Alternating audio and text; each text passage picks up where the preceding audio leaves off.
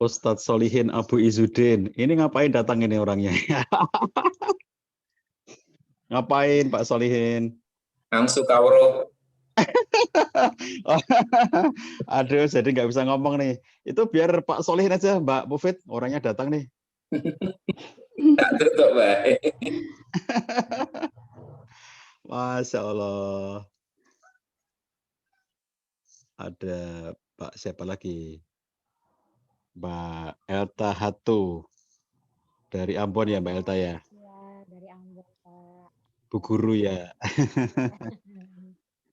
Oke, ada Pak Rudianto. Pak Rudi, sehat? Matsur ya, Pak Cah. Alhamdulillah. Pak Pandu? Oke. Mbak Nuraida Lubis. Orang Batak nih ya, Mbak Nuraida. Ya, Pak. Assalamualaikum, Pak. Salam warahmatullahi. Sehat-sehat Mbak Nuraida. Alhamdulillah. Alhamdulillah, Pak. Iya, Mbak. Pak Selamat Budiarto. Selamat sore. Pak Bambang Wicaksana. Pak siapa lagi nih?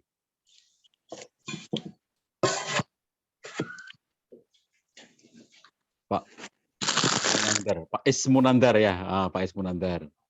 Mbak Triatun, Mbak Riun, Mbak Wiwit. Ya, Pak. Oke, hidupin videonya dong. Mbak Utami. Oke. Mbak Utami Irga, Mbak Ida Sukmawati, Mbak Puspa Wijayanti, Mbak Rika Bahri, siapa lagi? Ya, Pak. Mbak Nur Laila, iya. Mbak, wah ada Mbak Falasifah ternyata.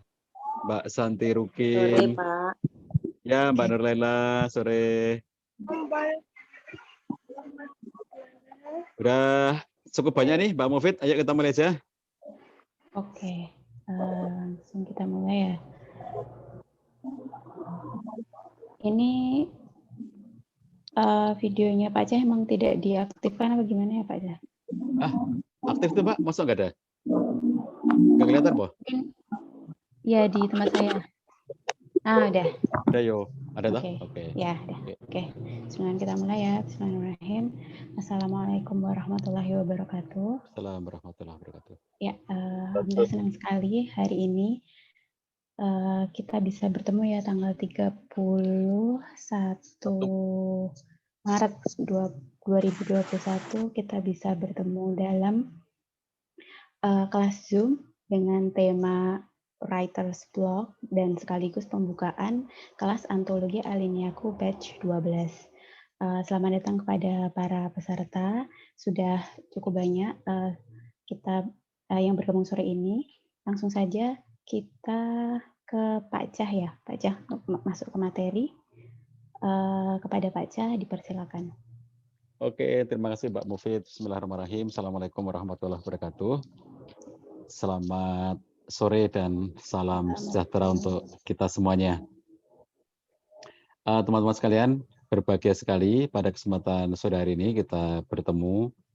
Meskipun kelasnya sudah berjalan ya, tapi kita secara resmi ketemu dengan saya untuk mengawali pembelajaran. Kita buat acara Zoom ini biar juga saling kenal mengenal ya, saling bertemu meskipun hanya virtual.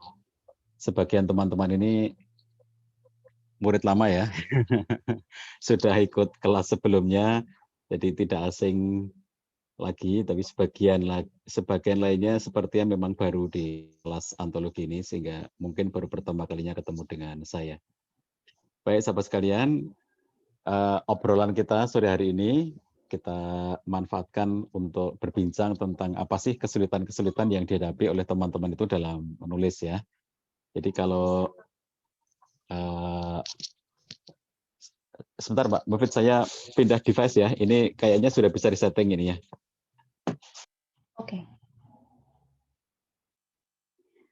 Oke.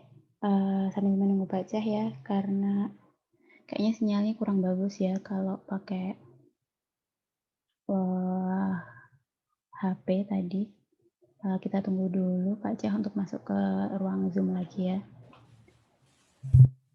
Tes ini pakai apa? Pakai ini enggak?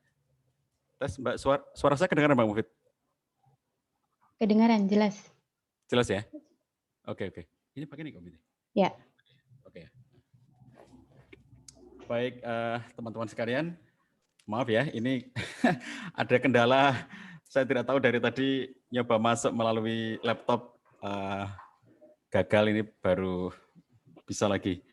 Baik, jadi beberapa problem yang sering dihadapi oleh para penulis itu adalah ketika mereka merasa mendapatkan sebuah hambatan gitu, yang sering kita sebut sebagai writer's block, yaitu hambatannya para penulis, di mana sebetulnya itu sesuatu yang ya manusiawi kalau istilah saya ya, namanya juga kita dalam proses menulis itu tentu ada semua hal ya dalam kehidupan kita, pasti ada yang namanya kendala, yang namanya hambatan, itu pasti ada dalam dunia apapun.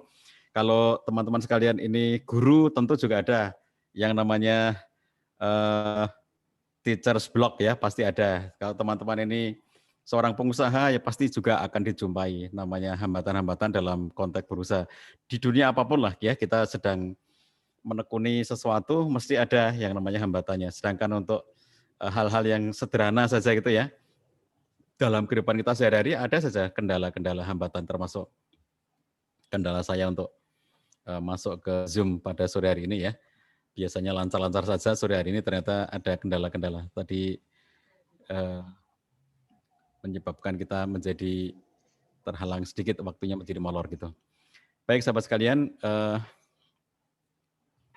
writer's block itu bisa kita pahami kalau kita mengetahui ragam tulisan. Jadi begini, apa kendalanya itu sangat tergantung dengan tulisan apa yang mau kita hasilkan gitu ya. Jadi kalau kita itu mengerti bahwa dalam konteks menulis itu ada sangat banyak jenis tulisan, termasuk bukan saja jenis dalam artian rumpun fiksi atau non fiksi, bukan hanya itu, tapi juga bahwa tulisan itu sendiri memiliki ragam yang sangat banyak. Boleh ditampilkan Mbak Mufid materi PowerPoint-nya? Kita lihat materi PowerPoint-nya ya. Sahabat sekalian, jadi kalau kita lihat di dalam proses menulis itu ya, jenis atau ragam dari tulisan itu sangat banyak. Jadi oleh karena itu ketika kita berbicara tentang writer's block, apa yang menjadi penghambat kita itu juga tidak satu jenis, karena tulisannya saja macam-macam jenisnya, maka kendalanya atau hambatannya juga tentu bermacam-macam, termasuk level kesulitannya juga akan sangat berbeda-beda. Boleh diklik Mbak Mufid. Jadi kalau secara umum ya, definisi dari writer's block itu disebutkan, next, klik lagi Mbak, disebutkan oleh seorang tokoh, Edmund Bergler, writer's block adalah neurotic inhibition of productivity in creative writers. Jadi hambatan neurotik kalau istilahnya ya, di dalam produktivitas. Jadi ada sesuatu kendala neurotik dalam konteks produktivitas di dalam proses menulis. Ada hal yang menghalangi kita gitu ya, sehingga ada yang dari awal mau nulis nggak bisa, nulis itu mulai dari mana sih? Nah semacam itu. Atau mau nulis apa gitu ya, atau gimana caranya nulis, atau sudah nulis tapi mandek gitu, atau sudah mau selesai loh sebetulnya tapi nggak bisa nerusin gitu, atau nulisku nggak pernah selesai. Nah semacam itu ya, writer's block itu. Next, klik lagi Pak Mufid. Jadi kalau kita melihat jenis-jenis tulisan, tadi saya sampaikan ragam tulisan itu ya, saya tidak bicara tentang fiksi, non-fiksi, artikel, bukan begitu. Tapi misalnya begini, kalau ketika kita proses menulis itu ada nulis sebagai proses belajar. Sebagian dari kita ada yang benar-benar baru belajar menulis gitu ya, dalam artian belum pernah menulis sebelumnya, belum pernah punya karya sebelumnya, lalu kemudian ikut kelas supaya kemudian kita saling belajar gitu ya. Maka ini menulis sebagai proses belajar. Lalu ada menulis sebagai katarsis. Ini yang sering saya sampaikan bahwa menulis itu untuk pelepasan beban, melepaskan atau proses ruminasi. Ruminasi itu sesuatu yang berputar-putar di kepala kita nggak pernah bisa keluar, sesuatu yang membolak-balik di hati kita nggak bisa keluar gitu ya, lalu kemudian kita keluarkan. Nah, itu katarsis, kita keluarkan. Pengosongan sampah-sampah yang ada di otak dan di perasaan kita gitu ya. Jadi kalau orang itu gelisah, nggak nyaman, merasa cemas, merasa khawatir gitu, lalu kita tuliskan, itu namanya katarsis. Atau orang pikirannya itu mengganggu banget gitu ya, kita terbebani dengan banyak-banyak pikiran. Pikiran ini nggak bisa keluar dari otak kita untuk membebani kita. Nah, kemudian dengan dituliskan itu namanya katarsis. Lalu ada lagi menulis sebagai terapi, ini yang sering saya tulis setiap pagi ya, Writing for Wellness, itu sampai edisi ke-84 kalau nggak salah tadi pagi, itu nanti akan saya akhiri pada edisi ke-100 untuk berganti tema gitu. Jadi ada sangat banyak faktor terapi itu dari menulis, yang ada disebut dengan menulis ekspresif, ada yang disebut dengan menulis naratif gitu ya. Itu aneka jenis menulis, tetapi bahwa ternyata melalui menulis ekspresif atau menulis naratif itu dia bisa menjadi salah satu bagian dari terapi. Terapinya ternyata bukan hanya penyakit mental, bahkan penyakit fisik gitu ya. Itu sangat mengherankan ya, bahwa ternyata menulis itu bisa menyembuhkan penyakit-penyakit fisik, bukan hanya penyakit mental gitu ya. Nah, jadi begini teman-teman sekalian, ketika misalnya kita itu menulis sebagai katarsis, maka biasanya kendalanya itu apa? Kendalanya itu adalah bagaimana menuangkan apa yang menjadi gangguan pikiran kita, peristiwa-peristiwa traumatik, perasaan-perasaan tidak nyaman, pengalaman-pengalaman yang mengerikan atau sesuatu yang tidak enak bagi kita. Bagaimana cara menuliskannya itu kita bisa dikatakan kadang-kadang mengalami satu perasaan nggak nyaman ketika menuliskannya, tetapi kemudian ketika kita sudah menuliskannya akan terasa menjadi lega. Kalau dalam konteks terapi, karena ini terapi, maka ada seperti kita bicara obat ya, obat itu ada dosisnya. Makanya kalau teorinya James Pennebaker yang mencetuskan ide tentang expressive writing itu, maka dia tulisan tertentu itu baru bisa bernilai terapi apabila ada aturannya, seperti misalnya dilakukan berapa hari berturutan. Kemudian setiap hari itu berapa menit atau berapa jam menulisnya. Misalnya 20 menit setiap hari selama 4 hari berturut-turut. Lalu apa yang dituliskannya? Tema apa yang dituliskan? Apakah tema kesedihan? Apakah tema peristiwa traumatik? Apakah tema tentang kebahagiaan gitu ya? Itu sesuatu yang teratur, terarah, kalau itu sesuatu yang sebenarnya terapi. Jadi efek terapi dari menulis itu bisa didapatkan apabila kita mengikuti aturannya, karena sebagaimana obat ya, obat itu ada dosis, ada cara pemakaian dan seterusnya. Menulis sebagai terapi juga demikian. Makanya meskipun di tulisan saya, serial tulisan saya itu saya sampaikan hasil-hasil penelitian yang dilakukan oleh banyak kalangan ahli tentang kemanfaatan menulis ekspresif itu ya di dalam aktivitas sehari-hari, tetapi kemudian kita menemukan bahwa di pelaksanaannya itu bukan berarti setiap penulis lalu terapi, bukan begitu, karena ada prosedur gitu. Di dalam penelitian juga dilakukan prosedur. Di rumah sakit, kalau di negara-negara barat, kayak Australia, kayak Amerika, kayak Eropa, beberapa negara Eropa, itu mereka penerapan menulis ekspresif sebagai bagian dari pendamping terapi, itu terkontrol ya. Jadi mereka kapan melakukan menulis terapi, apa yang ditulis, berapa lama menulisnya gitu, itu terkontrol karena dia bagian dari terapi.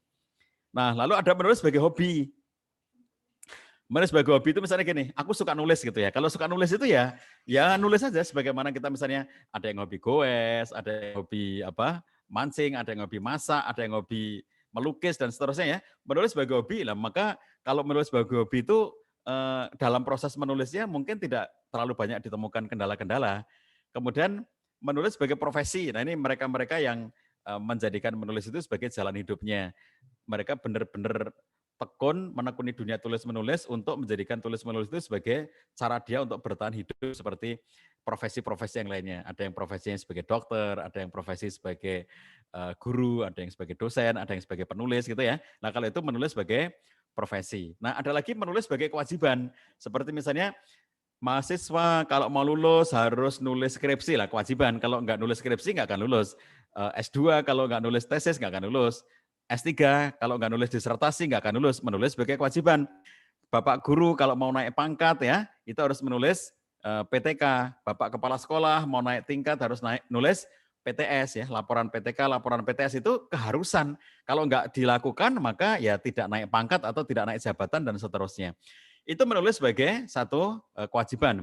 Nah, kenapa kita perlu melihat jenis-jenis tulisan ini, sahabat sekalian? Karena itu nanti tuh akan memberikan kepada kita skala tentang kesulitannya gitu ya, atau kendalanya apa pada setiap hal ini gitu. Akan sangat berbeda-beda.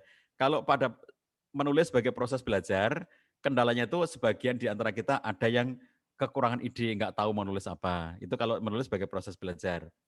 Ya, klik Mbak Mufid. Kalau kita ngelihat sebagian orang itu, misalnya dalam konteks menulis itu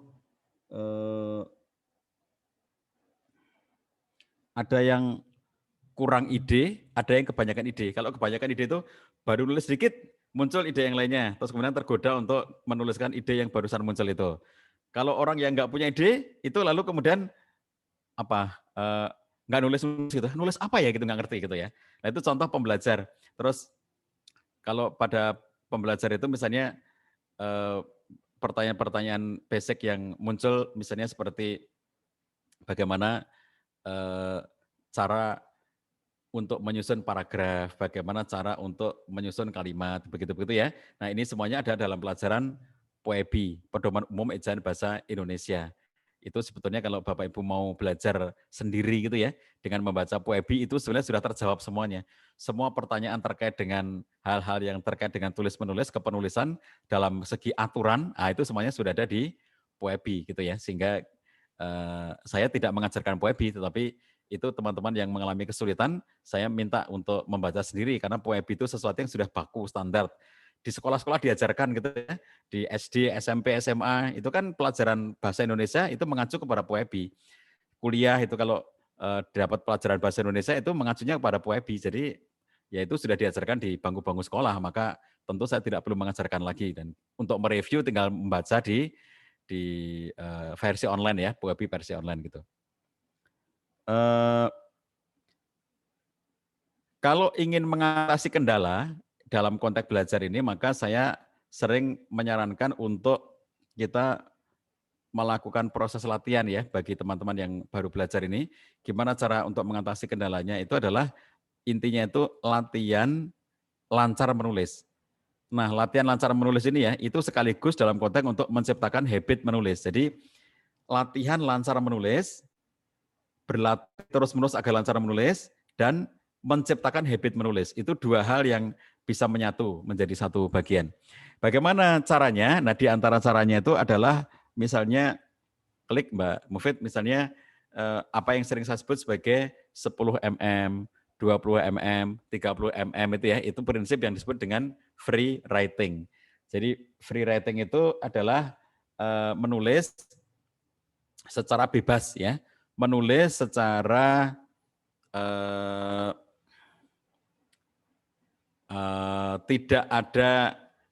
tidak menggunakan kaidah atau aturan, karena tujuannya itu adalah tujuan untuk lancar menulis. Jadi kalau tujuannya lancar menulis itu ya teman-teman sekalian, itu nggak usah mikirin ini tulisannya benar apa salah, baik apa enggak, karena tujuannya bukan untuk dinilai kebaikan atau keburukan atau ketepatan atau ketidaktepatan, tapi yang menjadi tujuan dari free writing itu adalah lancar, nulis lancar gitu ya. Jadi gimana caranya agar lancar? Jadi 10 mm sebagai contoh, 10 mm itu 10 menit menulis. Kalau 20 mm berarti 20 menit menulis. 30 mm berarti 30 menit menulis. Contoh 10 mm. Kalau 10 mm itu ya, saya praktekkan begini. Jadi bawa arloji, bawa jam begini, teman-teman sekalian ya. Kita bawa jam, ya nggak usah segede ini kali ya. Ini cuma contoh. Jadi kalau kemudian kita memperhatikan jam, sekarang adalah jam 4, misalnya taruhlah sekarang itu 4.00 misalnya gitu ya. Maka kalau 10 menit, maka nanti sampai dengan jam 4 lewat 10 semacam itu. Ini waktu Indonesia Barat ya. Maaf yang waktu Indonesia Timur ya, sekarang sudah jam 6 sore, sudah mulai malam sekarang ya di Ambon. Jadi kalau kita lihat 10 menit itu, apa yang kita lakukan? 10 mm artinya dalam waktu 10 menit dengan ditandai oleh jam, dengan ditandai oleh alarm atau oleh apapun, 10 menit itu tugas kita hanya satu, yaitu nulis ya. Nggak boleh berhenti nulis, tidak boleh berhenti menulis, nulis saja gitu. Nah itu teman-teman ketika sudah mulai menulis dan ternyata di dalam proses menulisnya itu nanti misalnya belum lagi 10 menit, bahannya sudah habis ya, baru 5 menit nih, bahannya sudah habis, tidak boleh berhenti. Jadi pokoknya tujuan dari free writing itu belajar bagaimana caranya agar kita bisa lancar menulis gitu. Sehingga karena tujuannya adalah lancar menulis, tujuannya itu bukan hasil tulisannya, bukan. Jadi hasil tulisannya itu tidak menjadi hal yang dipentingkan, tapi proses untuk sampai kita menjadi lancar itu yang lebih dipentingkan. Itu sebabnya kita menghitung karena sekaligus untuk melihat progres. Hari ini 10 mm, 10 menit menulis gitu ya. Terus Anda tulis, misalnya supaya bisa lancar nulis itu Anda bayangin apa yang mau ditulis. Contoh yang mau ditulis itu, aku mau menceritakan kegiatanku hari ini. Sejak dari tadi pagi, bangun tidur sampai dengan sekarang, sore hari. Lalu aku tulis gitu ya. Nah, menulis kegiatan dari pagi sampai sore itu, apapun ya. Tadi pagi aku bangun jam berapa, lalu aku melakukan ngapain, setelah itu aku ngapain, lalu aku ketemu siapa, aku sarapan jam berapa, aku makan apa, dan seterusnya. Aku berangkat kerja jam berapa gitu ya. Di kantor aku ketemu siapa, aku melakukan apa saja, aku diskusi tentang apa dengan siapa, lalu makan siang di mana dengan siapa, dan seterusnya. Apapun kegiatan hari ini ditulis gitu ya, dalam waktu 10 menit. Ketika misalnya baru 5 menit sudah selesai, bahannya kok sudah habis gitu, maka tuliskan apa yang sedang terpikir saat itu, meskipun nggak nyambung dengan cerita sebelumnya. Jadi baru 5 menit ternyata cerita tentang hari ini sudah selesai semua, dituliskan. Apalagi ya, ya sudah tuliskan itu, apalagi ya, aku harus nulis apalagi ya. Aku sebetulnya harus menulis tentang kegiatan sehari-hari, tapi kok ternyata semua kegiatanku sudah aku ceritakan. Lalu kalau begitu aku mau menulis apalagi, itu dituliskan. Omongan kayak gitu dituliskan ya. Supaya apa? Supaya 10 menit itu betul-betul semuanya digunakan untuk menulis. Tidak boleh berhenti untuk berpikir, tidak boleh berhenti untuk mengedit tulisan. Misalnya, oh kok tulisannya ada yang salah, ada yang kurang, ada yang typo. Jangan dipedulikan. 10 menit tugasnya adalah menulis. Itu cara untuk kita mengatasi writer's block untuk yang baru pembelajar. Supaya apa? Supaya lancar nulisnya. Tujuan dari free writing itu 2 yang paling utama. Nomor 1 adalah membuat lancar menulis. Jadi berlatih untuk lancar menulis. Yang kedua adalah menciptakan habit menulis. Sampai kemudian kita mendapatkan kebiasaan menulis. Karena free writing kita lakukan setiap hari sampai merasa kita sudah semakin lancar. Nah itu contoh ya. Kalau bagi para pemula, baru pembelajar, yang bisa kita lakukan adalah bagaimana kita menciptakan habit, bagaimana kita berlatih menulis dengan free writing. Kalau nanti beberapa hari sudah lancar 10 mm, besok kita tingkatkan 20 mm. Kalau nanti sudah lancar 20 mm, kita tingkatkan 30 mm. Jadi kalau kemudian kita menulis 30 mm, dalam waktu 30 menit, nggak boleh berhenti. Nulis terus 30 menit itu, gitu ya. Supaya kita lancar. Jadi tadi kalau kemudian bahannya baru 10 menit, sudah habis bahannya. Jangan berhenti, tetap menulis. Jadi apa yang sedang Anda pikirkan pada saat berhenti itu ya, waduh kenapa bahanku sudah habis, padahal waktunya masih banyak nih. Jadi aku harus nulis apa lagi? Nah kata-kata kayak begitu Anda tuliskan.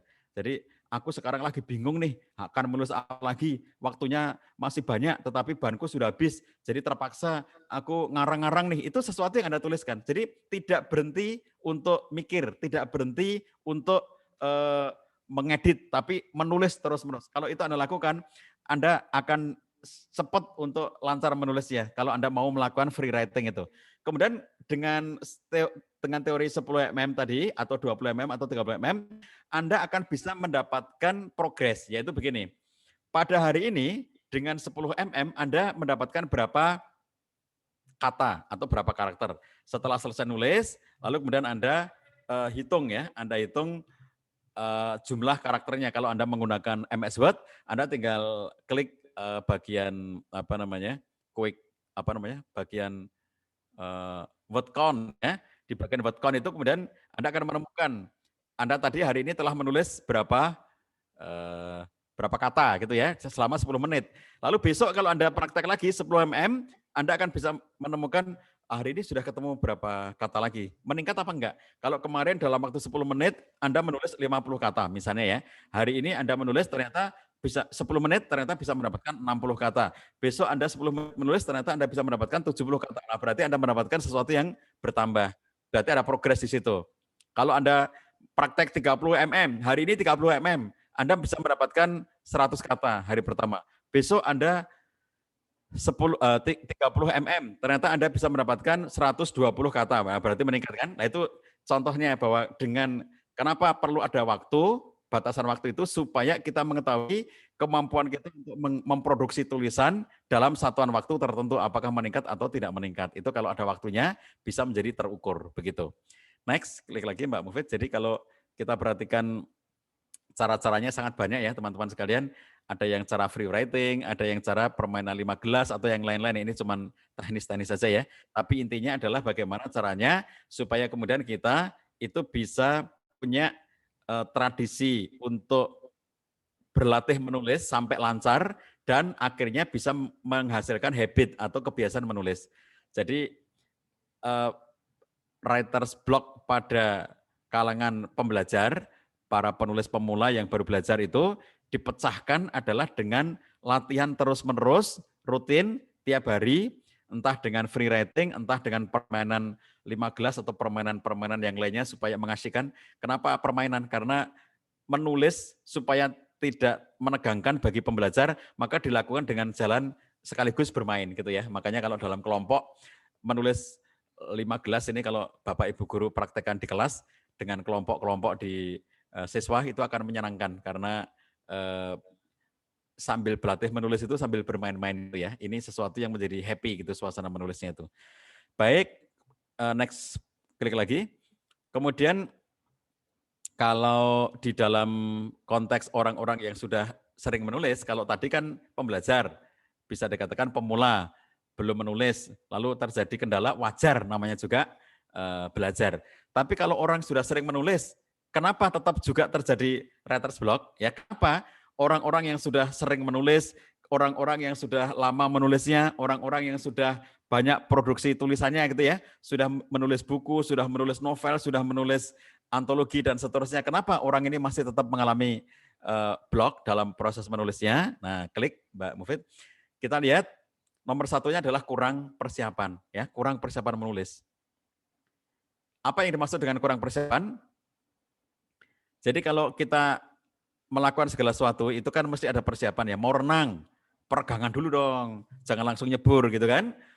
Kita peregangan, kemudian kita olahraga dulu, lari-lari dulu gitu kan. Setelah badan kita sudah mulai lemas-lemas, sudah mulai tidak kaku-kaku gitu ya. Kemudian kita mulai menceburkan kaki kita ke kolam renang, ngelihat kayak apa suhu kolam renangnya, masukkan tangannya. Oke, setelah itu baru jebur. Jadi bukan dari kamar ganti ya, belum ngapa-ngapain langsung jebur, kan bukan begitu.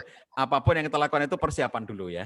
Mau bepergian ya persiapan, mau melakukan aktivitas-aktivitas ya persiapan gitu ya. Jadi kita dibawa ke persiapan menulis itu. Siapa itu? Pak Samuel ini enggak kebetulan, Pak. Iya. Persiapan menulis itu ya teman-teman sekalian, itu diantaranya adalah misalnya contohnya begini. Kalau persiapan itu kaitannya dengan aspek-aspek yang bersifat mentalitas ya. Bersifat mentalitas itu misalnya secara mental saya harus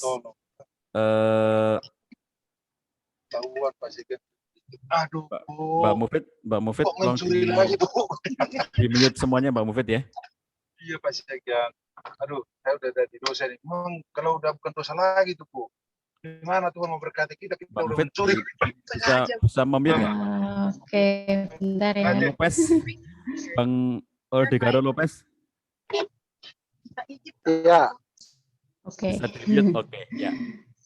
Baik.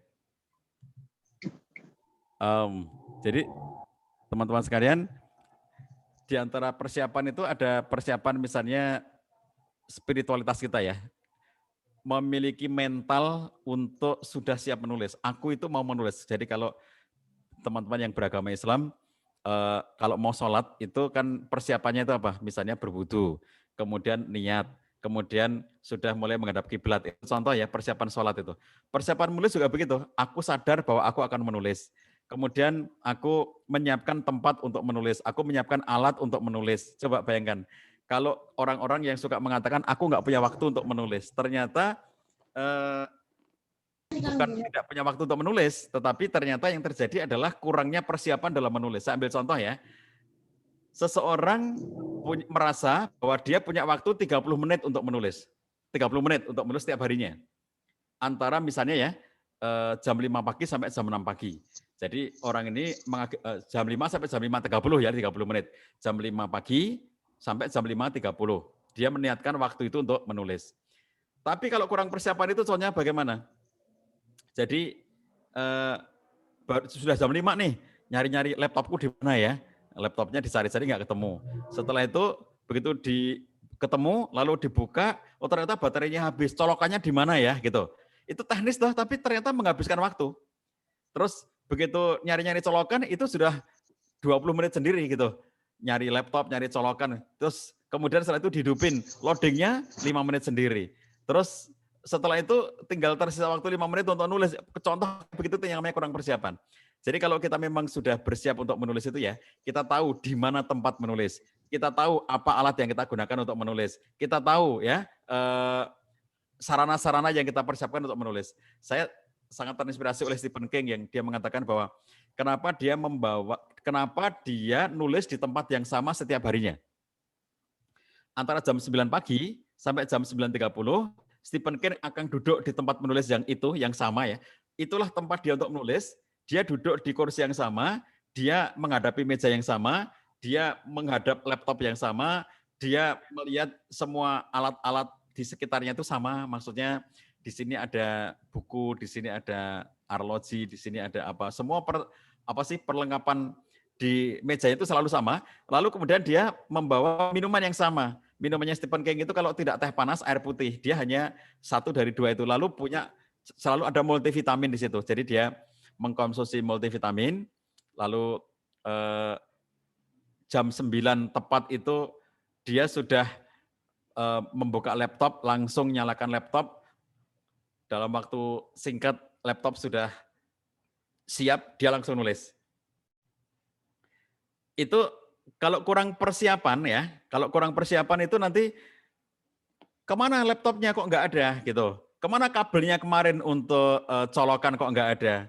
Jadi kalau yang begini-begini nih, kurang persiapan teknis begini nih ya, itu jadi ternyata menghabiskan waktu. Yang seakan-akan itu teknis, oh kita mengatakan, oh itu gampang ya, itu gampang. Ternyata nggak gampang kan, karena waktunya katanya terbatas, tapi ternyata habisnya untuk hal teknis.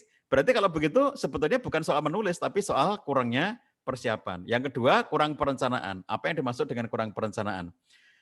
Kalau saya mau nulis, itu saya merencanakan. Contohnya kalau setiap hari sekarang ini ya, saya menulis untuk blog ruangmenulis.id, itu saya sedang menyelesaikan rangkaian tulisan 100 seri, 100 episode dari Writing for Wellness, yang sekarang sampai 84 episodenya, itu saya merencanakannya dalam bentuk apa? Saya merencanakan apa temanya, saya merencanakan apa alurnya, bagaimana alurnya, saya rencanakan. Jadi tema besarnya apa, lalu tema perbagiannya apa, bagaimana alurnya, itu saya rencanakan, gitu ya. Sehingga dengan perencanaan seperti itu, setiap harinya saya menulis itu menjadi mudah. Kenapa? Karena sudah terencana.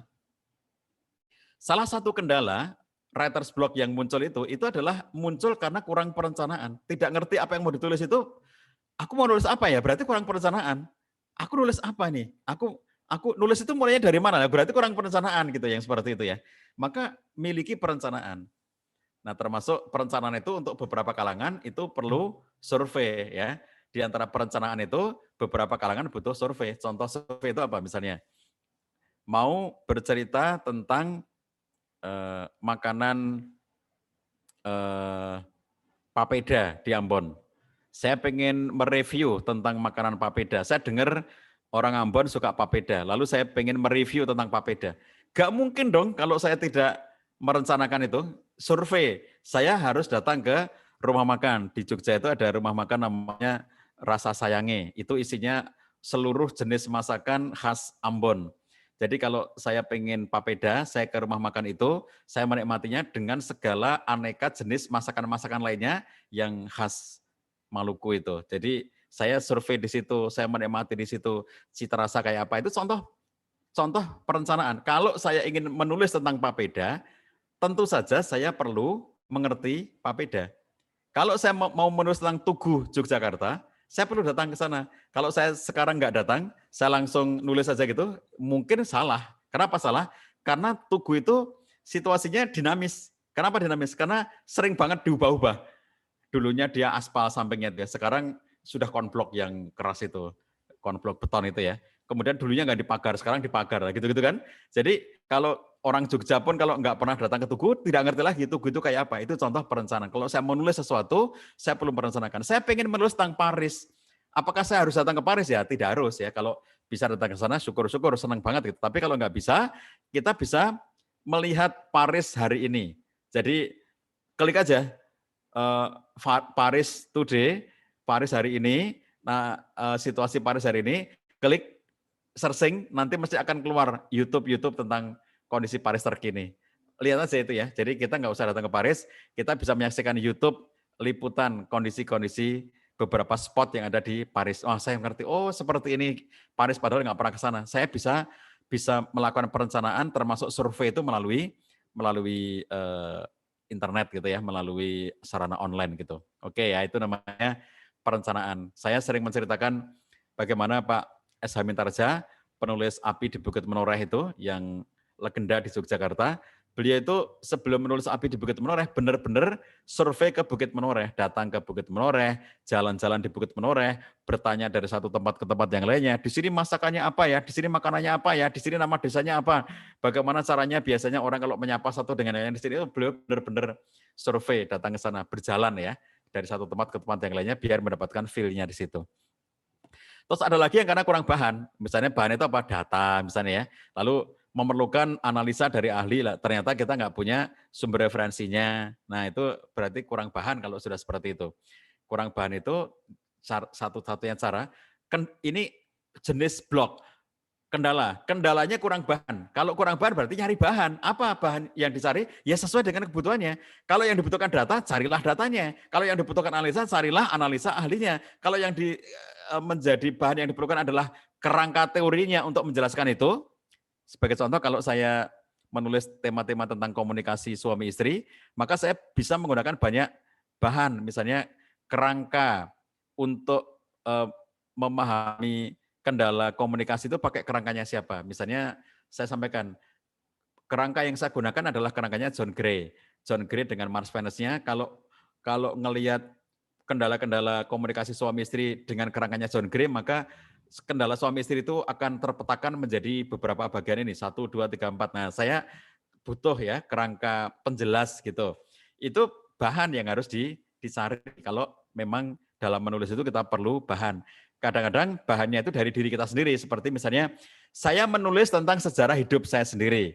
Terus itu berarti kan bahan dari saya, nggak ada tulisannya kan, nggak ada orang lain menulis tentang diri saya. Maka saya menulis tentang sejarah kehidupan saya, terus ternyata mandek, kok dulu saya tuh waktu SD, itu guru saya itu namanya siapa aja ya, saya udah lupa, pengen cerita tentang nama-nama guru SD, pengen cerita tentang nama-nama teman SD, ternyata saya lupa gitu ya, itu namanya bahannya kurang, berarti saya nggak punya data, saya nggak punya bahan untuk bercerita tentang masa SD, kalau gitu oke lah saya tinggalkan aja, saya mulai cerita tentang SMP, nah kemudian itu contoh ya bahwa kadang-kadang data yang kurang, bahan yang kurang ya, bahan yang kita gunakan untuk menulis itu, baik. Kemudian ada yang orang itu kehabisan ide, sebetulnya dia sudah ngerti mau nulis tentang apa, tapi bagaimana ya ide untuk apa, dari sisi mana kita akan menuliskannya gitu ya. Contoh pengen menulis tentang situasi pandemi. Sudah ada ya, kita punya apa namanya pemikiran untuk menulis tentang pandemi itu, tapi kurang lebihnya akan diambil dari sisi apanya. Saya pengen nulis apa, nah itu ide dari segi pandeminya. Sudah ngerti mau nulis tentang pandemi, tapi dari sisi apanya? Saya mau nulis apanya? Apakah dari segi pendidikannya, dari segi ekonominya, dari segi politiknya, dari segi budayanya, dari segi pertahanan keamanannya, dan seterusnya kan? Itu kan contoh sama-sama pandemi, tapi ditinjau dari mana? Nah, kadang-kadang kurang atau kehabisan ide di situ. Atau kendala yang lainnya itu nggak fokus. Jadi saking banyaknya ide, lagi nulis satu artikel, tergoda untuk nulis yang lainnya. Asyik nulis artikel, ngerti-ngerti, aduh, kok kayaknya asik ya kalau nulis puisi, akhirnya saya tinggalkan artikel, saya nulis puisi. Lagi nulis puisi dapat separuh, rasa-rasanya lebih enak kalau kita itu nulis puisi saja, atau nulis cerpen saja, atau nulis yang lainnya. Jadi lagi nulis puisi separuh, pengen nulis cerpen, lagi nulis cerpen separuh, pengen nulis, itu namanya nggak fokus ya. Jadi orang-orang seperti ini harus berlatih fokus. Ada tipe orang-orang yang tidak pernah punya karya apapun dalam hidupnya, padahal sering menulis. Tiap hari nulis, tapi nggak punya karya. Kenapa? Karena tidak fokus. Oleh karena itu, supaya fokus adalah prinsipnya selesaikan apa yang sudah Anda mulai. Kalau Anda berprinsip seperti ini, pasti Anda punya karya. Selesaikan apa yang sudah Anda mulai, gitu ya. Jadi, Anda kalau sudah memulai, selesaikan, gitu. Selesaikan apa yang sudah Anda mulai. Lalu kemudian ada juga karena kelelahan. Nah, orang sudah kalau capek banget gitu, nah itu sudah menjadi blok ya, sudah akan mau mikir apa sudah kalau sampai banget itu ya, sudah lembur berhari-hari, ya sudah itu menjadi sesuatu yang sangat tidak lagi bisa keluar ide-idenya kalau sudah kelelahan begitu. Next, Mbak Mufid. Teman-teman sekalian, bagaimana mengatasinya? Ini kita bicara secara umum ya. Pertama, menentukan zona waktu menulis yang paling tepat untuk kita. Masing-masing kita itu beda zona waktu menulis yang tepatnya. Ada tipe burung hantu, ada tipe ayam jago. Kalau tipe burung hantu itu dia optimal nulis kalau malam hari. Begitu dia malam hari, nulis gitu, enjoy gitu ya. Keluar semua ide-idenya gitu. Itu tipe burung hantu. Kalau tipe ayam jago itu baru muncul ide menulis kalau kena udara sejuknya pagi itu ya. Jadi dalam kegelapan pagi, belum keluar mataharinya, lalu kemudian sejuk suasananya, tenang, hening gitu, lalu muncul idenya. Masing-masing kita itu berbeda-beda. Ada orang yang keluar ide apabila dia membuat kopi. Kalau ngopi baru keluar idenya. Ada orang yang keluar ide kalau dia di keramaian ya. Pak Esa Mitarja yang tadi saya cerita itu nggak bisa nulis kalau sepi, nggak ada suara apa-apa, dia malah nggak keluar idenya. Jadi dia keluar idenya kalau dia tuh rame. Jadi makanya dia ketika dia diberikan tempat oleh istrinya untuk Bapak kalau nulis di lantai 2 aja di rumahnya itu ya, di lantai 2. Nggak bisa dia. Kalau di lantai 2 itu, kenapa sepi, nggak ada keramaian apa-apa. Maka dia akhirnya pindah tempat nulisnya itu di mana? Di dapur. Jadi kalau di dapur itu istrinya kerja di dapur, masak, kemudian nanti ada tetangga datang, ngobrol di situ gitu ya. Itu jadi dia dengerin obrolan istrinya dengan tetangga, dia ngelihat keramaian, dia melihat sesuatu aktivitas gitu. Itu membuat dia malah mengalir idenya. Jadi bukan tipe orang yang berada bersembunyi di kesunyian lalu muncul ide. Nah, dia tipenya tidak seperti itu.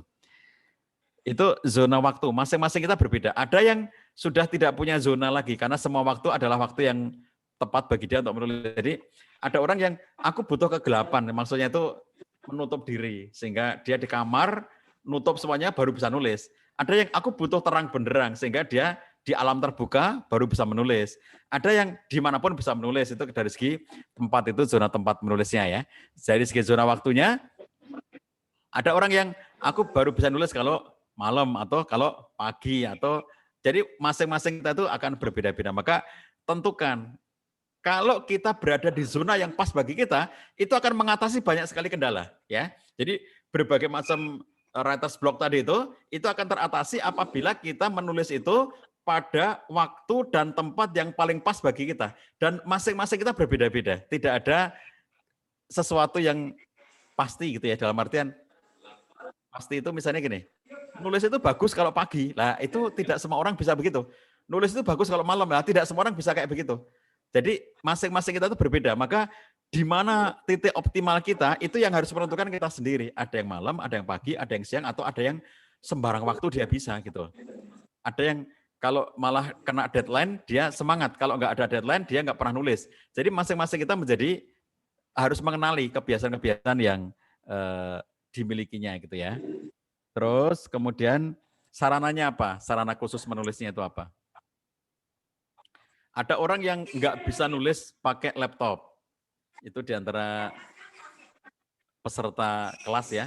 Itu dia bercerita, dia nulis buku hanya pakai handphone karena tidak bisa menulis pakai laptop. Jadi dia benar-benar nggak bisa. Kalau dikasih laptop dibuka suruh nulis nggak bisa. Maka dia nulis itu hanya dengan gadget, dengan handphone. Jadi apa yang paling pas bagi kita? Kalau saya nulis panjang itu harus dengan laptop atau komputer. Saya nggak bisa nulis panjang itu dengan handphone, nggak bisa ya. Jadi handphone ini bagi saya hanya untuk nulis pendek-pendek, nulis status, nulis pesan gitu ya. Itu pakai handphone. Tapi kalau yang panjang, artikel gitu, buku nggak bisa saya pakai ini. Masing-masing kita berbeda-beda ya.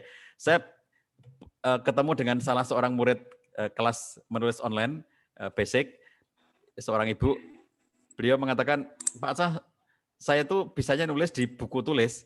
Dia tunjukkan ke saya, bukunya itu banyak banget buku tulisnya itu dan isinya tulisan tangan gitu. Ya tidak masalah. Jadi kalau ibu pengen mengabadikan, itu semuanya bisa minta tolong kepada tukang ketik gitu ya untuk mengetikkan, jasa pengetikan supaya nanti bisa dicetak jadi buku. Tapi Kak, tulisan tangannya bagus, kayak Mbak Falasifah, hadir ya beliau orangnya ya, ada, makanya saya omongin ini. Mbak Falasifah itu tulisan tangannya bagus banget, jadi ketika beliau mengatakan akan dibuat jadi buku, saya bilang, Mbak, nggak usah diketik, udah itu aja yang jadi buku. Jadi tulisan tangannya itu jadi buku, itu nanti akan di-scan, terus menjadi buku. Jadi buku yang isinya itu tulisan tangan. Kenapa? Tulisan tangannya bagus banget. Jadi kalau tulisan tangannya bagus, ya kenapa harus diketik? Nanti ngetiknya malah jadi standar banget kalau ketikan gitu ya.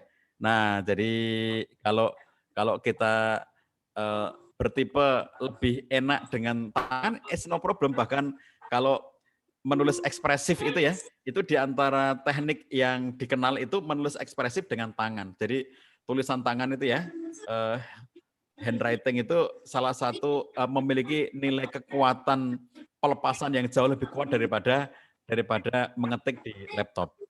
Nah, jadi kalau kebiasaan kita sudah kita kenali, apa nulis di gadget, apa nulis di laptop, apa nulis di kertas gitu ya, mangga itu masing-masing kita bisa berbeda-beda.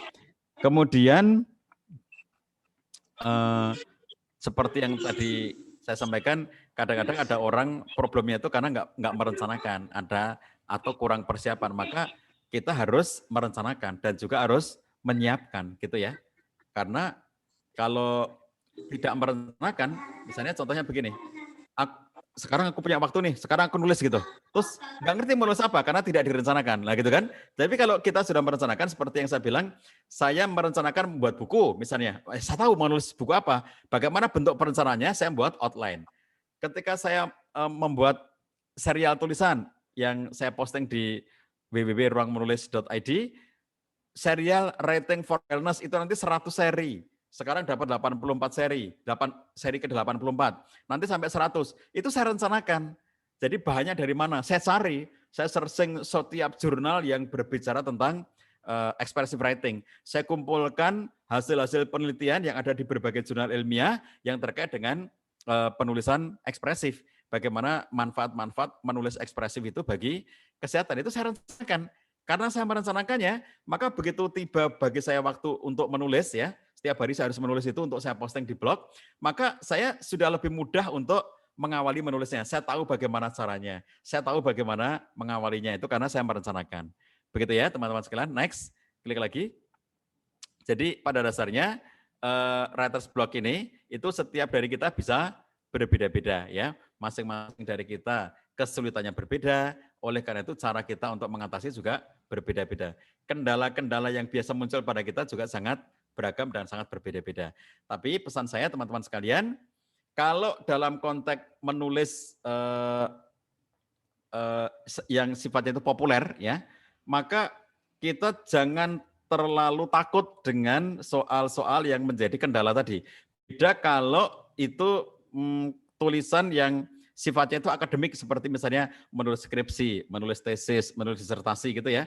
Maka ketika ada kesulitan atau kendala tertentu memang harus sangat spesifik di dalam memecahkannya karena dia punya kaitan dengan aturan-aturan. Aturan membuat skripsi, aturan membuat tesis, aturan membuat disertasi gitu ya. Itu ada standar aturan yang tidak boleh dilanggar. Tapi kalau menulis populer seperti yang kita ajarkan di kelas kayak kita membuat antologi ya, teman-teman peserta batch 12, kelas antologi batch 12, kita membuat antologi itu kan populer namanya ya. Kalau populer itu tidak terlalu terikat dengan kaidah-kaidah yang rigid, yang baku. Jadi kaidah-kaidah kita umum saja. POEBI, KBBI umum gitu. Tapi kalau kita nulis tentang skripsi, disertasi, tesis itu ada peraturan-peraturan pedoman penulisannya yang sangat rinci dan sangat detail yang tidak bisa diabaikan. Tapi kalau dalam konteks menulis populer itu luas banget ya. Ciri dari kita bisa menonjol di situ, ciri dari kita bisa eksis di situ sebagai penulis yang bedanya tulisan saya dengan tulisannya Pak Solihin ya. Tentu masing-masing kita berbeda. Bedanya tulisan saya dengan tulisannya Mbak Mufid ya karena masing-masing kita punya ciri khas sendiri-sendiri gitu ya. Nah itu dalam konteks populer menjadi sesuatu yang tidak perlu terlalu dikhawatirkan oleh teman-teman sekalian. Tetapi kalau dalam konteks yang sifatnya akademik, nah itu tadi ya baru harus menulis akademik itu adalah menulis sesuai ketentuan. Tapi kalau menulis populer itu yang sering saya katakan menulis semudah bernapas itu ya itu menulis populer itu. Begitu, masih ada waktu setengah jam bagi kita untuk berdiskusi. Mangga Mbak Mufid dipimpin diskusinya. Saya kembalikan. Assalamualaikum warahmatullahi wabarakatuh. Waalaikumsalam warahmatullahi wabarakatuh. Ya, terima kasih Pak Cah atas materinya ya hari ini. Untuk Bapak Ibu bisa langsung tanya ya. Kalau ingin bertanya bisa raise hand atau kalau nggak kelihatan bisa langsung di-unmute terus ini aja saya gitu. Tapi ini ada pertanyaan di chat ya sambil menunggu. Untuk yang bertanya langsung dari Pak Ismunandar. Assalamualaikum Pak Cah, saya mohon izin bertanya.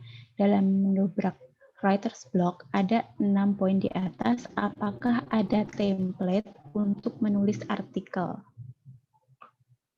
Ya, kalau menulis artikel ya Pak Ismunandar, pertama kita pahami dulu yang writer's block yang biasa muncul pada artikel itu ya, karena artikel itu sesuatu yang khas, yaitu pertama dia non-fiksi. Yang kedua, artikel itu berbasis pada data dan fakta yang dianalisa.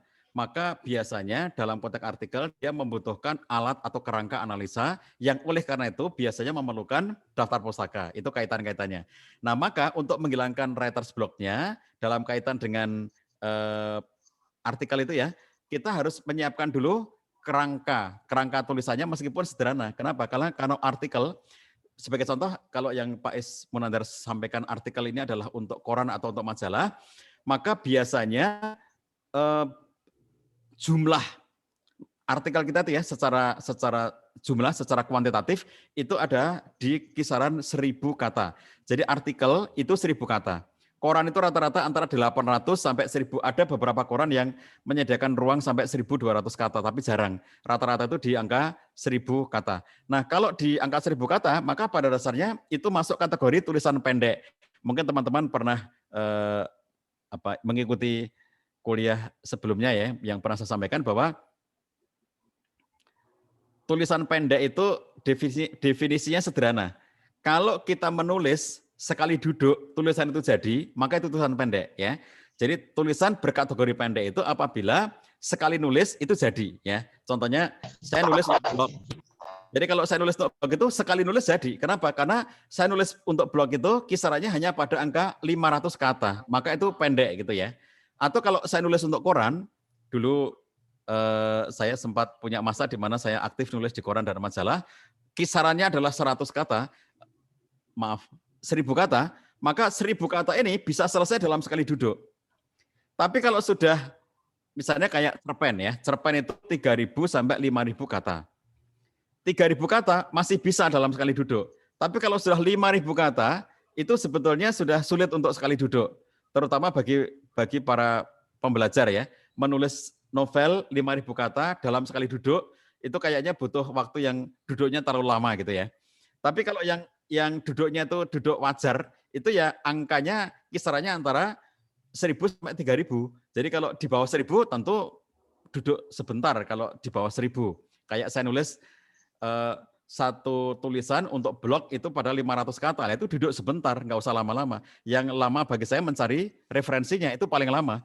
Karena saya tiap hari nulis untuk blog Ruang Menulis itu harus menggunakan referensi, karena itu hasil-hasil penelitian, nggak mungkin saya ngarang gitu ya, tidak mungkin saya ngarang-ngarang sendiri hasilnya, nggak mungkin, jadi harus referensi, dan ternyata sebagian besar referensi berbahasa Inggris bukan karena saya sengaja mencari referensi berbahasa Inggris, tapi karena memang bahannya itu berbahasa Inggris. Jadi mau nggak mau akhirnya saya bekerja 2 kali, dalam artian saya harus memahami teksnya berbahasa Inggris itu.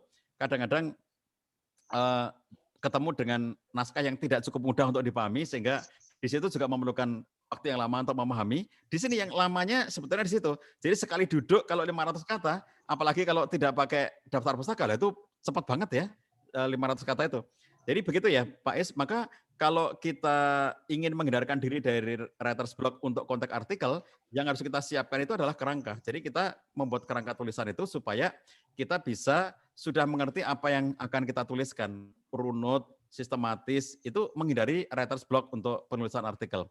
Lalu menyiapkan daftar pustaka, karena beda antara opini dengan artikel. Kalau opini itu basicnya adalah pendapat pribadi penulis. Jadi Bapak Ibu yang saya lihat ini sudah beberapa orang rutin nulis di blog ya, ada yang di Kompasiana, ada yang di Gurusiana, atau di blog-blog yang lainnya. Bapak Ibu yang sudah rutin nulis seperti itu adalah opininya, itu tidak membutuhkan daftar pustaka, karena tulis dari pengalaman atau dari pendapat pribadinya. Kalau saya mengatakan bagaimana caranya agar kita bisa memiliki pola hidup sehat di masa pandemi, dan itu bermula dari pengalaman saya, maka saya tidak butuh daftar pustaka apa-apa, karena semuanya dari pikiran dan pendapat pribadi saya. Tapi kalau saya ingin menulis artikel tentang kesehatan yang perlu dijaga di masa pandemi corona, maka saya perlu menggunakan rujukan-rujukan. Menurut, misalnya menurut siapa? Menurut dokter siapa, menurut dokter siapa, menurut profesor siapa, atau terapis siapa. Itu kan berarti kita perlu merujuk kalau untuk artikel. Nah biasanya yang akan menjadi kendala ketika mencari rujukan, harus mencari sumber, mencari bahan, seperti itu. Maka nulis artikel harus kita siasati dengan jalan, memang kita harus punya outline-nya dulu, kerangkanya. Kalau tahu kerangkanya, maka kita bisa menjadi mengerti apa yang kita butuhkan dari segi data-datanya atau daftar pustakanya. Kalau itu sudah tersiapkan, mudah banget, karena artikel itu hanya 3 bagian, pendahuluan, isi, dan penutup. Ya, cuma 3 bagian itu. Ya, jadi kalau untuk kita menulis artikel itu, pendahuluan itu paragraf 1 atau paragraf 2, ya, itu kita bisa menyebutnya itu sebagai pendahuluan. Kadang-kadang 1 paragraf, kadang-kadang 2 paragraf, tergantung kebutuhan. Lalu kemudian paragraf berikutnya itu isi, pembahasan. Paragraf akhir mungkin 1 sampai 2 paragraf itu adalah kesimpulan atau penutup. Bisa berupa kesimpulan, bisa berupa ajakan, bisa berupa rekomendasi atau yang lain-lainnya. Jadi yang akan sangat menentukan nanti kalau dari segi isinya adalah bagaimana kemampuan kita menganalisa. Analisa pada bagian isi itu yang akan sangat menentukan kualitas dari artikel kita. Tapi kalau menentukan menarik tidaknya ada di pendahuluan. Jadi pendahuluan itu gunanya untuk menarik. Paragraf pertama, Pak Ismenandar, paragraf pertama dari setiap artikel siapapun yang membuatnya, paragraf pertama itu adalah paragraf yang menentukan apakah pembaca akan lanjut membaca atau tidak. Jadi paragraf 1 itu adalah paragraf yang sangat menentukan apakah pembaca nanti lanjut membaca apa tidak. Begitu membaca paragraf pertama dia penasaran, begitu membaca paragraf pertama dia merasa tertarik, maka dia akan melanjutkannya sampai selesai gitu ya. Tapi begitu paragraf pertama itu dia merasa tidak ada dorongan, tidak ada sesuatu yang menarik gitu, maka pembaca akan beralih, apalagi kalau tulisannya itu kita posting di blog itu cepat banget ya. Ini nggak menarik, langsung pindah ke yang lainnya gitu. Nggak menarik, langsung pindah ke yang lainnya. Kalau di koran paling-paling pilihannya terbatas karena hanya koran itu doang. Pindah dari sini ke situ itu terbatas gitu. Nah jadi itu persiapan-persiapan untuk artikel supaya kita terhindar dari writer's block. Begitu Pak Ismenandar. Maka Mbak Mufid, masih ada yang lain? Oke, lanjut ke pertanyaan selanjutnya dari Pak Slamet Budiarto. Pak Cah, saya selalu muncul ide kalau melihat wajah Pak Cah. Kesimpulan saya cuma ingin berfoto bareng Pak Cah. Semoga bisa ketemu, tapi kapan Masya ya? Allah. Mana nih, munculin dong Pak Slamet Budiarto ya. Masya Allah ya. Pak Jadi Slamet, kalau silakan kita, di-unmute. maka Pak Slamet, kalau kita muncul ide ya, menulis itu, tuliskan saja. Jadi Pak Slamet ngelihat saya muncul ide, ngelihat siapa muncul. Saya juga biasa begitu ya Pak Slamet ya. Bahkan saya ketemu seseorang itu bisa muncul ide dari orang itu gitu. Kalau saya kadang-kadang dengan mendalami atau mendetailkan, misalnya kayak ngelihat bahkan ada kadang-kadang belum ketemu orangnya tapi namanya, ada nama itu yang unik gitu ya. Orang itu punya nama yang unik gitu. Lalu kemudian kita tuh pengen ngerti tentang nama itu gitu. Itu juga bisa menjadi sumber inspirasi bagi kita untuk menulis, apalagi kalau ketemu orangnya. Makanya kalau saya ketemu dengan ada tamu di rumah saya, ada ketemu teman atau ketemu di mana, lalu kita bisa menuliskan tentang orang itu. Saya pernah nulis tentang Pak Noto, saya nggak tahu beliau hadir nggak di sini, karena beliau datang ke rumah saya dan beliau bercerita banyak kepada saya gitu ya. Itu sesuatu yang kemudian kita bisa menulis karena ketemu dengan orang lain. Nanti kalau saya ketemu dengan Pak Slamet, saya juga akan nulis ya tentang Pak Slamet nanti. Kalau Pak Slamet ketemu saya, ya Pak, Saya pasti mau ke Jogja belum ketemu ya. Ya insya Allah, Masya Allah. Ayo kita ketemu. Kaliurang Pak, Bapak di mana? Masya Allah. Kaliurangnya di mana? Kaliurangnya? Mungkin di hotel Pak. Nanti saya bisa ada alamat Bapak nih Insya Allah. Oke deh. Japri aja nanti saya kasih alamatnya, Sherlock nanti ya. Pak Terbun sebelumnya. Oke, iya Pak, selamat. Mangga Mbak Mufid, ada yang lain? Selanjutnya dari Pak Suwardam atau Ibu ya ini, Pak Suwardam ya. Assalamualaikum, saya selalu kesulitan dalam searching literatur. Gitu aja. Kalau searching literatur itu pertama harus kita pahami dulu kebutuhannya literatur itu untuk apa ya, Pak Suwardam. Jadi gini, kalau konteksnya adalah untuk akademik seperti tadi saya cerita skripsi, tesis, disertasi, itu membutuhkan literatur dengan kualifikasi tertentu. Nah itu yang harus dipahami. Jadi nggak boleh sembarangan merujuk, karena kalau untuk kepentingan akademik, apa yang bisa dirujuk untuk skripsi, apa yang boleh dirujuk untuk tesis, untuk disertasi, itu ada kualifikasinya. Nggak sembarangan gitu. Tapi kalau untuk tulisan populer, maka lebih umum, lebih istilahnya lebih longgar gitu. Contohnya misalnya, kalau untuk tulisan-tulisan populer, seperti yang saya tulis tiap hari di medsos, atau saya tulis tiap hari di blog, atau saya tulis tiap hari di atau saya membuat buku gitu ya, semacam itu semuanya populer. Semua produk saya itu populer gitu. Kalau untuk yang seperti itu, maka kalau seandainya saya itu merujuk kepada blog yang sifatnya personal, itu tidak masalah. Blognya personal ya, blog seseorang gitu.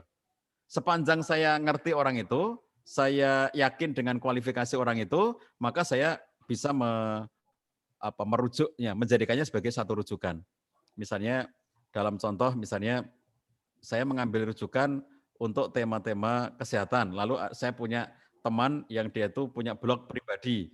Dia seorang dokter. Lalu saya merujuk dari dia, it's no problem. Tapi kalau untuk yang sifatnya akademik ya, blog pribadi itu saya kira akan sangat dipertanyakan.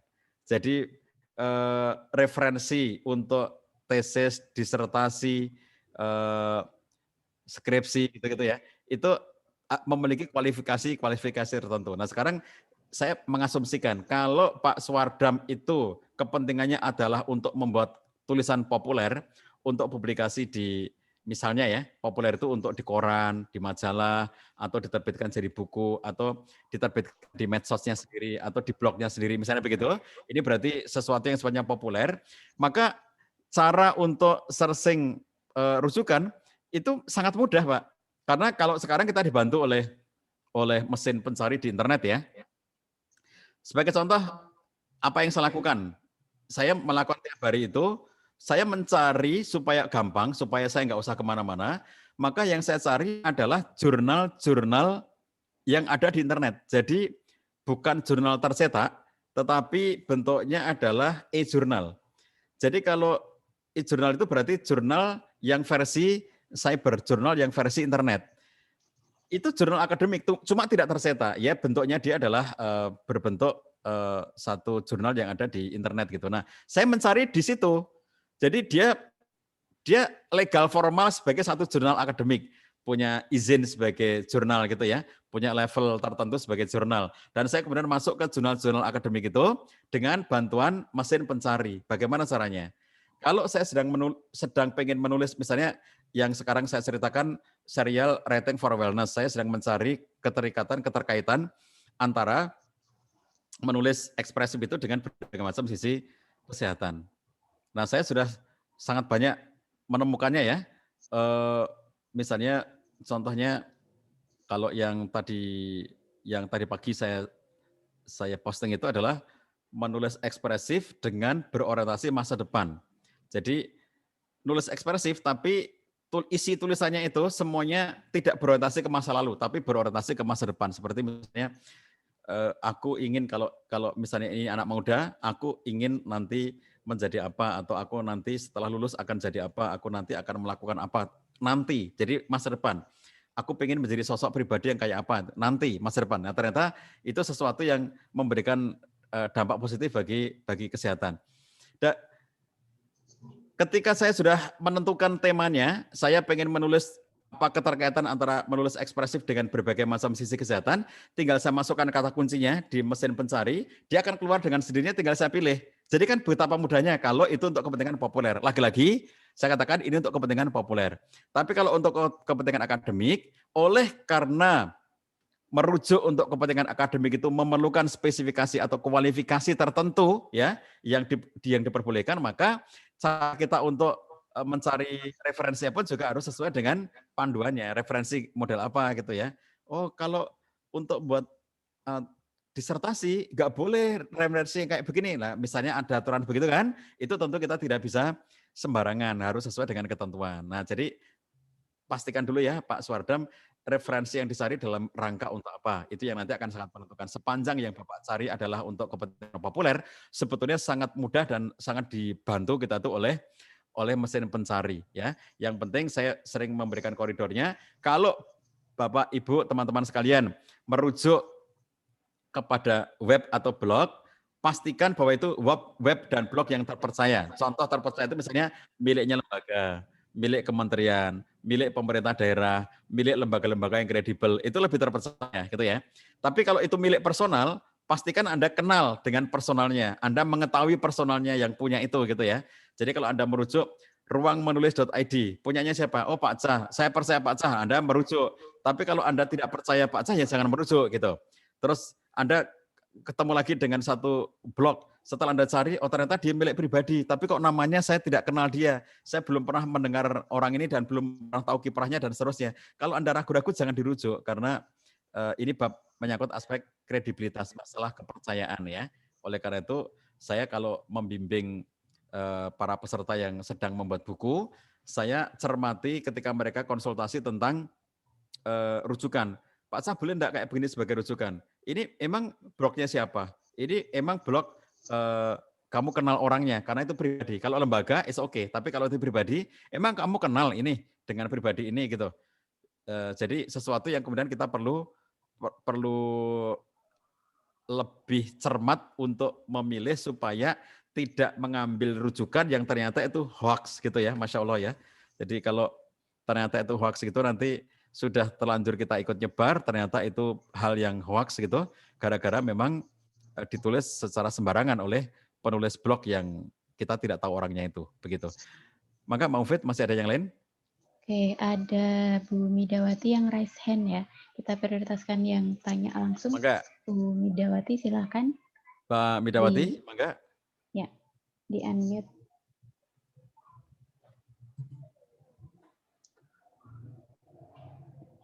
Ada nggak Mbak Midawati? Atau kepencet atau kepencet itu kayaknya Mbak. Oke. Bacain aja yang ada. Berarti kita lanjut ya ke pertanyaan selanjutnya. Dari Pak Slamet lagi. Tadi pertanyaan kedua, menulis ekspresif arti secara umum apa ya Pak Cah? Terima kasih. Oke. Menulis ekspresif. Jadi yang dimaksud dengan menulis ekspresif itu adalah menulis untuk mengekspresikan perasaan atau pikiran. Atau mengekspresikan sesuatu yang menekan diri kita. Misalnya perasaan yang menekan atau kejadian-kejadian di masa lalu kita yang tidak nyaman gitu ya. Mbak Mufid, suara saya Dengeran agak putus tapi kayaknya sinyal. Pak. feedback nggak? Ada feedback nggak? Di Pasuruan enggak. jelas, Pak. Ada. Oh jelas, oke. Pasuruan jelas. Oke, makasih Mbak. Oke, jadi kalau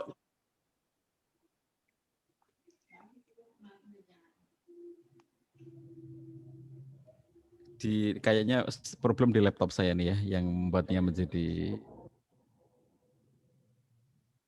agak delay mungkin, Pak. Back sound. Iya, delay, Pak. Nah, betul.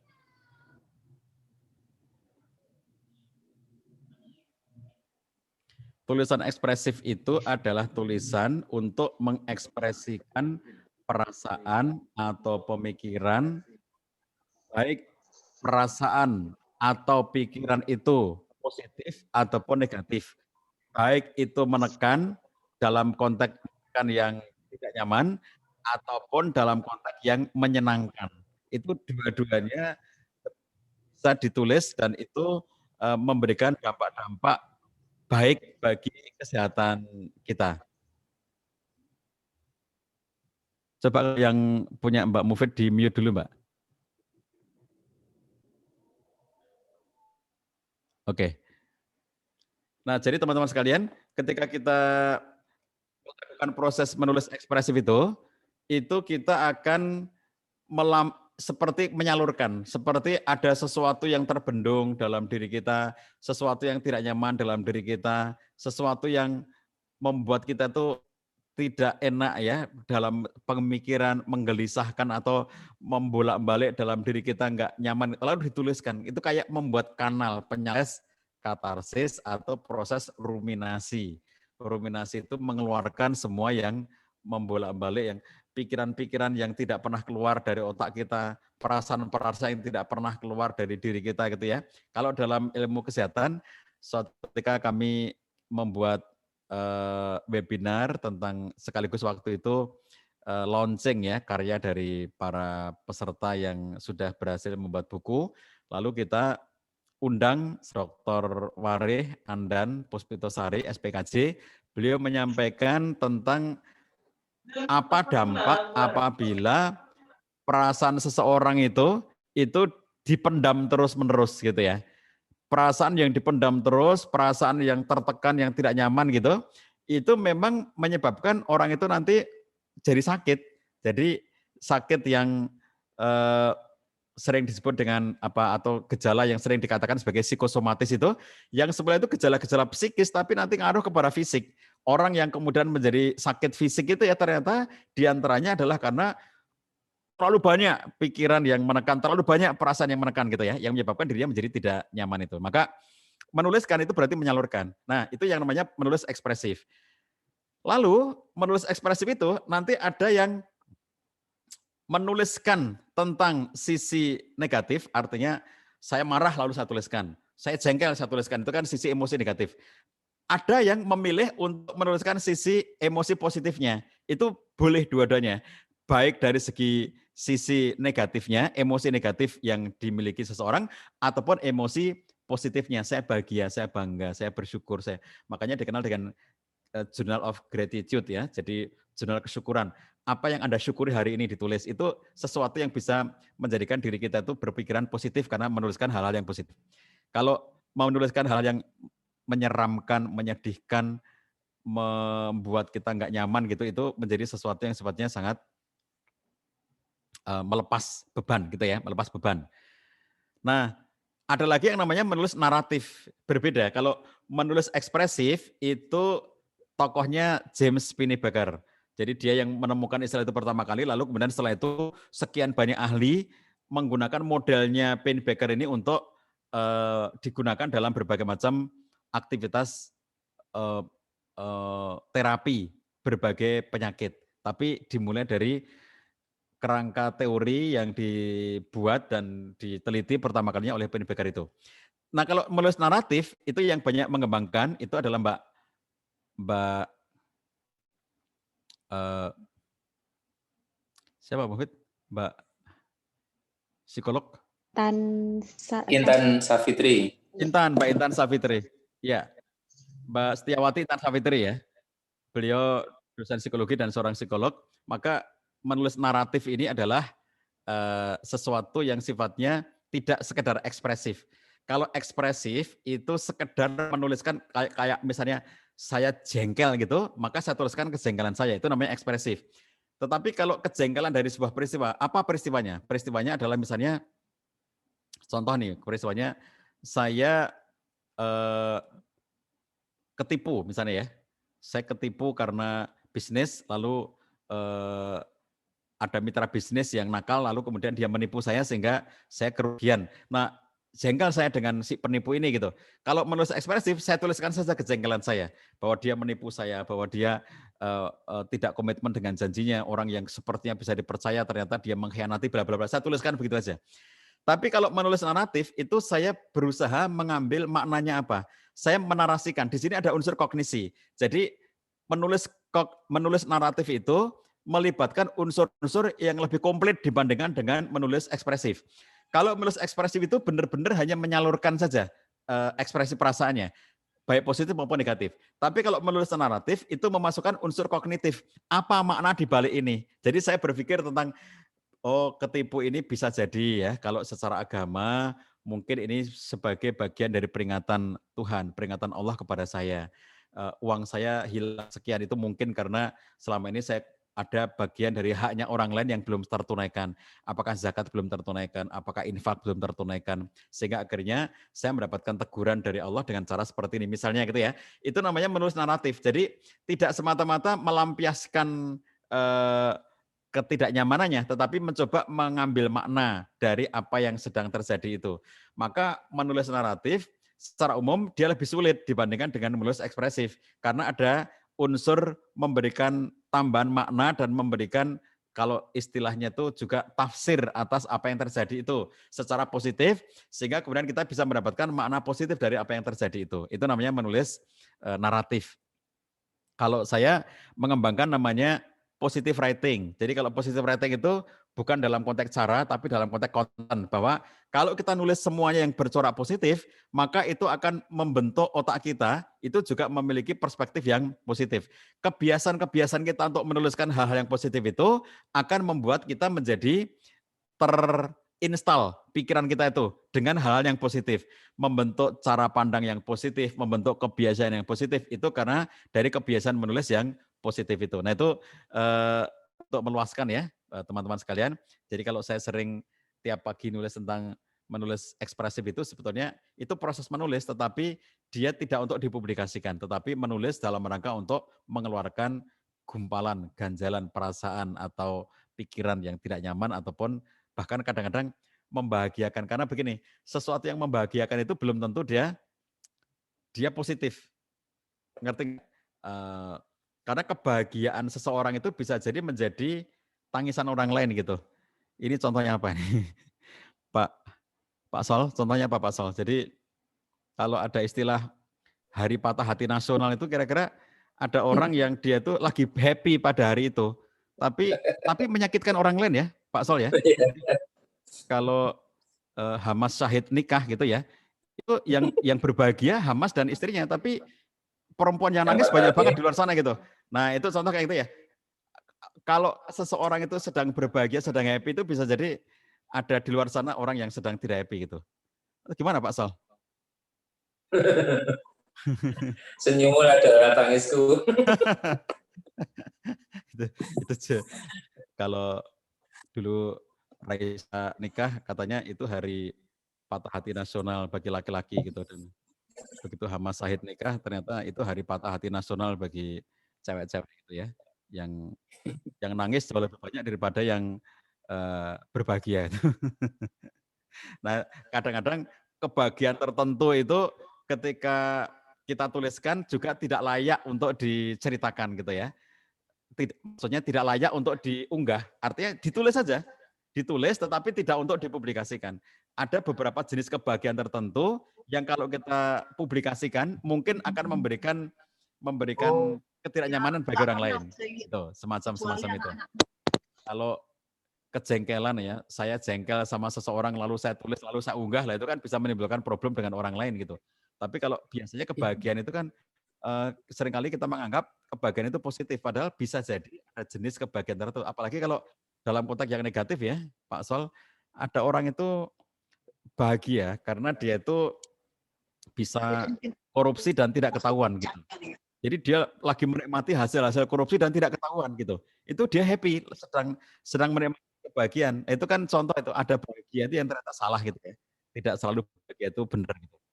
Baik, nah apapun ya, kalau dalam konteks yang disebut dengan menulis ekspresif itu, kadang-kadang ada orang itu pengen melampiaskan sesuatu, baik kebahagiaan atau kesedihan, yang kadang-kadang nggak bisa diceritakan, nggak bisa di-share ke orang. Ditulis saja, tidak untuk dipublikasikan, tetapi untuk melepaskan itu dari diri kita. Itu ya, Pak Is Munandar dan teman-teman sekalian yang disebut Saya punya kalimat, Ustaz. ekspresif. Ya. Tuliskan apa yang kau rasakan, lalu rasakan apa yang kau tuliskan. Lanjut. Satu hari bisa Ya dijelasin dong, masa cuma gitu doang. Jadi kalau kita itu menuliskan itu untuk melawan keadaan ya. Jadi semacam pertama mengekspresikan, tapi yang satu sisi itu melawan keadaan ya. Jadi misalnya saya itu gagal ya, tapi kemudian menulisnya alhamdulillah saya gagal. Jadi melihat kegagalan secara positif dan kemudian justru membangkitkan energi yang lain yang kemudian bisa menjadikan kegagalan itu bukan sebuah akhir tapi sebuah proses untuk bangkit ke berikutnya. Nah, itu insya Allah bagian dari apa yang saya alami selama ini, termasuk menulis buku, itu juga bagian dari memahami kegagalan tapi dengan cara pandang yang jernih, bersih, dan kemudian justru menyehatkan. Itu mungkin seperti seri itu saja. Gitu, Ustaz. Oke, terima kasih Pak Sol. Bapak Ibu sekalian, Pak Solihin Bu Izzuddin ini ya, menulis 55 buku, lebih ya sekarang? 53 buku. Di antara buku sellernya beliau adalah Zero to Hero. Ini Pak Solihin Abu Izzuddin ya. Terima kasih sudah hadir dan ikut berbagi bersama kita. Teman-teman sekalian, karena ternyata sudah jam 5 sore ya, waktu kita sudah habis. Untuk teman-teman peserta kelas antologi batch ke-12, pertama saya ucapkan selamat bergabung di kelas antologi batch 12. Selamat belajar bersama. Kita beraktivitas dalam grup itu, salah satu guna yang penting dalam grup adalah untuk saling menyemangati, saling memberikan motivasi dalam konteks kita belajar menulis, saling memberikan inspirasi dan seterusnya, sehingga kemudian kita terus-menerus bisa berkarya. Kalau tidak ada grupnya gitu mungkin nggak ada yang nyemangatin ya, tapi kalau kita di grup itu saling tersemangati oleh teman-teman yang lainnya. Yang kedua, produk akhir nanti adalah berupa karya antologi dari semua peserta yang nanti akan dikelola oleh tim ya, itu nanti akan dibicarakan bersama dengan Anda semuanya, karyanya seperti apa dan seterusnya, itu nanti akan dibicarakan bersama-sama. Kemudian berikutnya, kalau dari segi teori tentang antologi seperti apa, sudah saya sampaikan semuanya pada materi-materi pembuka di video yang diberikan oleh para admin, sehingga materi baik video maupun e-book sudah ada semuanya, tinggal teman-teman menyimak. Nanti hal-hal yang belum dipahami, silakan bisa ditanyakan. Pertanyaan sahabat semuanya yang sudah masuk melalui admin akan segera saya jawab secara bertahap ya, dan kemudian kalau masih ada pertanyaan-pertanyaan lainnya, boleh disusulkan. Begitu ya, sore hari ini sekaligus kita nyatakan pembukaan kelas batch 12, kelas antologi. Mudah-mudahan kelas kita ini bisa membawa keberkahan bagi kita semuanya, bukan hanya menulis, bukan hanya membuat buku, tetapi juga membangun persaudaraan dan persahabatan di antara kita semuanya. Begitu, mohon dimaafkan kalau ada yang tidak berkenan sejak dari awal sampai akhir ini. Nanti kita ketemu di kelas dan bisa berinteraksi. Terima kasih kepada semua, terutama peserta kelas menulis antologi batch 12 yang telah hadir dan semua teman-teman yang dari berbagai kelas-kelas lainnya ikut hadir di forum kali ini. Terima kasih kepada Pak Solihin Abu Izzuddin dari API, Angkringan Penulis Indonesia, yang juga hadir membersamai kita di sini, dan semua teman-teman yang tidak bisa sebut satu persatu. Saya kembalikan kepada Pak Mufid. Assalamualaikum warahmatullahi wabarakatuh. Waalaikumsalam warahmatullahi wabarakatuh. Ya, terima kasih Pak Cah atas ilmunya ya sore hari ini. Sekarang sudah jam 5 lebih 5. Kepada ini sebenarnya masih beberapa ya pertanyaan yang belum terjawab. Nanti sepertinya semuanya tergabung di grup ya. Jadi kalau misalnya ada yang pengen tanya-tanya bisa pas Pak Cah on bisa tanya, atau yang batch 12 bisa disusulkan ke admin ya untuk pertanyaan yang belum terjawab. Gitu. Langsung kita tutup ya. Sudah sore di beberapa tempat mungkin juga sudah maghrib. Mohon maaf atas banyak kesalahan saya dari MC. Nanti ada rekamannya. Insya Allah nanti dibagikan.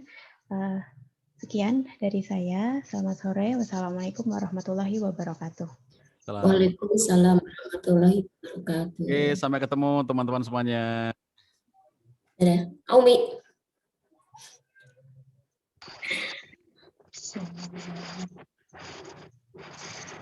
Izin lab, Pak. Makasih. Ya, silakan. Dadah, Kak Umi. Ibu Sri ya. Dadah, Kak Umi. Selalu ada. Iya. Dadah. Kak Sri dan semuanya. Dadah, Kak ya.